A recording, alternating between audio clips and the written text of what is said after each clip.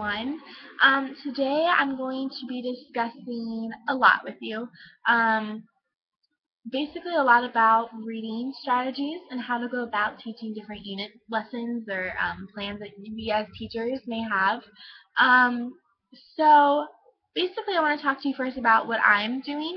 Specifically, I'm going to be presenting a content reading development strategy that would be effective for anywhere really from 7th through 12th grade social studies. Today we're basically going to be focusing more on 9th grade social studies, so we're going to be dealing with freshmen in high school. And I want to kind of talk to you about the theme and topic that I'm going to be going over as an example of my unit plan that I'm going to be using and how I take my reading strategies and use those to better my students and help facilitate learning and everything. So today we're going to be talking about Christopher Columbus. That's the main theme, and the age of exploration. I want them to come out with an understanding, to be able to construct basically their own view and their own knowledge of colonialism and Christopher Columbus, which is a very controversial subject because he is not the man that people think he is. And I'll kind of go into the book that I'm going to be having my students read that is going to be really great for them. Okay, so again, they should be able to explain what colonialism is and their view of Christopher Columbus. The standards that we're going to be going over, and again, if you guys want like a step-by-step lesson plan of what I'm doing, I have attached my lesson plan here. It's attached to this as well, so if you guys want to view that, sorry about that. So if you guys want to view that, please feel free to. Anyways, the standard Common Core, basically this is going to cover reading history, our age 9 through 10.10. By the end of grade 10, read and comprehend history/social studies texts in the grades 9 through 10. Text complexity band independently and proficiently. Again, we're preparing our students for 10th grade as 9th grade, teachers. So this is a great Common Core to go by. Okay, so my selected textbook that we are going to use in this lesson for this big unit plan is called Rethinking Columbus, The Next 500 Years by Bill Bigelow. So basically, this is a great book. This book has changed the way that discovery of America is taught in classrooms across the country. Bigelow uses mostly primary sources to show the inhumanity of the famous explorer Christopher Columbus. Nothing is more disturbing than Christopher Columbus's own journal, so that's kind of also packed into this book, which I'm super excited for the students to read. This book gives readers a sense of how Europeans came to dominate the hemisphere and celebrates over 500 years of the courageous struggles and lasting wisdom of Native peoples. Some critics say about this book that it is almost too politically correct, and that's another great discussion topic for the students. So again, we're covering history, geography. This is the age of exploration, colonialism, Native peoples. This is a great, great topic. So that's the book that we're going to be using. In order for students to really grip and fully understand this book, we are going to be using some reading strategies along the way, which I'm going to describe now. If you guys have any questions, feel free to stop me.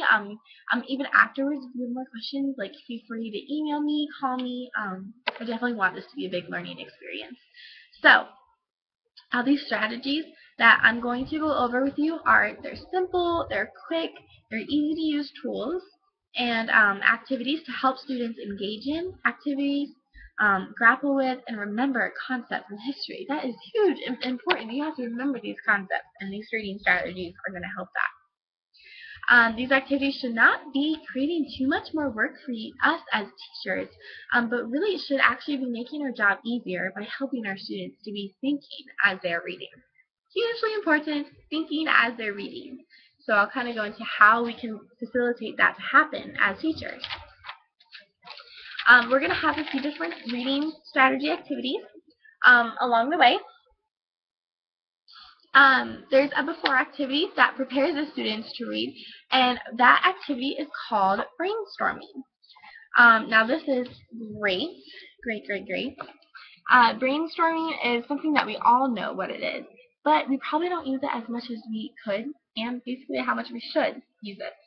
You can use it as a group activity for helping students recall what they know or think they know in the topic that you're discussing. So again, it's quick, simple, easy way to help students realize what they already know on the topic, and to reveal to us as the teachers their knowledge and their conceptions and misconceptions. We can discover which kids may already be experts on a topic, which, by the way, in my lesson plan, if you guys want to see that, it's attached. That has all of the accommodations that we should use if you do have gifted learners. If you do have learners with disabilities, hearing impairments, visual impairments, I have all of those accommodations in the lesson plan. If you guys want to check that out.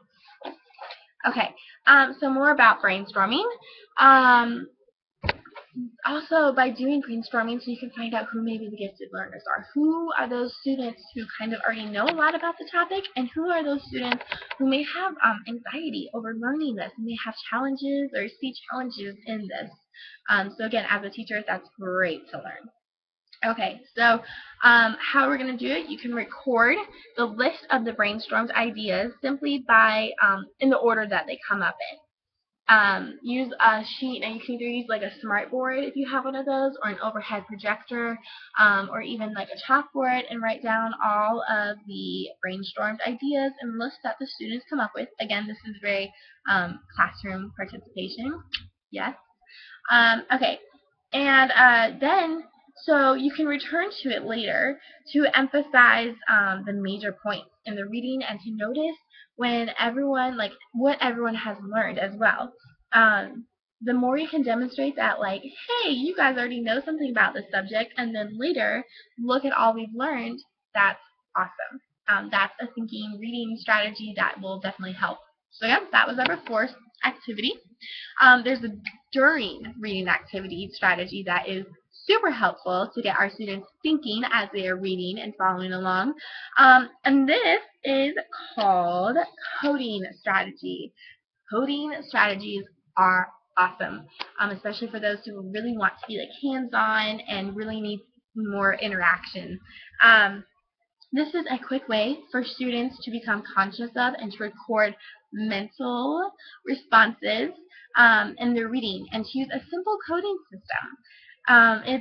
Now, okay, here's the thing though, teachers, if the book does not belong to the student and the book belongs to you or the school, don't have them write all over it. Have them write in Post-it notes, or just a paper for their, each chapter, have them have a paper. They don't have to mark all over the book if you don't want to. If they can, great. If not, it still works either way. Accommodating, see? Okay, so symbols, and I'll kind of go over my own coding system that I've created for my students. The symbols help students remember a strategy, notice when their thinking has followed it, and then very briefly note the spot in the text where that thinking occurred. If we want students to think more deeply as they read, we need to provide explicit mechanisms for them to do this. Rather than just saying hey, you really need to think about this material, because that will totally work. We need to get a little bit more involved than just saying that they need to think. As teachers, we can help facilitate that thinking in these reading strategies. So here is a set of codes that I came up with for my class. Again, you can use different ones, but these are just, this is a handout that I'm going to give to my students to make sure that they saw exactly what I was expecting them to write down in their book. So, okay, let's try this. Set of codes. See? Okay, so check mark confirms what the student may have thought about reading something. An X contradicts something that they might have thought. If they put a question mark, this may be something that puzzles them or confuses them. If they put a little star, that maybe strikes them as something they thought was very important that they want to talk about. And if there's an arrow, that could be something that they thought was new or interesting to them. So again, these are great discussion ways to, well, these are great things to start discussions and kind of discuss what they're reading, and they're going to be thinking about that as they're reading with that code, the set of codes. They're going to be saying, in their mind, well, what should I be putting where? What's my mind thinking as I'm reading? And that keeps them engaged and involved. Okay, cool. So next, we're going to talk about a reading strategy that you can use after reading the chapter book. And this is something that some students do more of others. Now, as a history, social studies teacher, there's a lot of lecturing, and my students listen to me talk a ton, and they just write down stuff that I show them on Prezzies and PowerPoints, and maybe some movies, clips. But what I really want to is get like a change in lesson planning and environment. I want to change things up a bit for the sake of our students as well. And our after reading strategy that I'm talking about is extended projects. I know it's kind of scary at first, but it is so worth it, and it's not as hard as most teachers think, like work-wise. We've emphasized that the thinking activities will be usually like short and informal, and they don't require lots of class time or a lot of grading. But however, like extended projects, like I'm going to talk about, they can make for a tremendous learning experience if you decide to expand reading and thinking activities into a larger, more formal project for our students. It's essential for our students, at least some of the time, to dig deeply into a topic, to reflect and live with and let important ideas really sink in, rather than always rush from one item to the next on our mandated standards list. Kids tend to remember more of these big projects long after they've left our classes, whereas like the many facts and details that they've learned from tests have kind of faded from the memory. So again, this is going to stick with our students more so.